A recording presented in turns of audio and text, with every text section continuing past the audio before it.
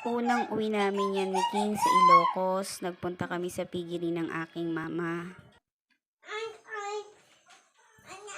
At ayan na nga, tuwang-tuwa siya, pinaglalaron ang mga biik. Itong mga biik na to, bagong panganak pa sila, 4 days ata to or 5 days. So, medyo nagkakasakit sila. You want to go inside? Ayan, dahil nga first time niya makakita ng biik, ayan, kinakausap niya na, tuwang-tuwa siya, nakikipaglaro siya sa mga biik. Katuwa din naman eh. Wala na siya dyan. Dito hinahanap niya yung inahin. The big pig ang nandyan.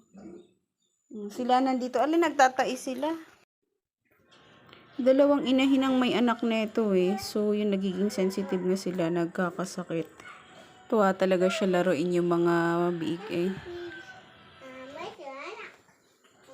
Hindi naman siya natatakot hawakan ito. Ang tuwa pa nga. So, hayan na. Ngayong araw, dyan nagtatapos ang ating video at maraming salamat sa panonood.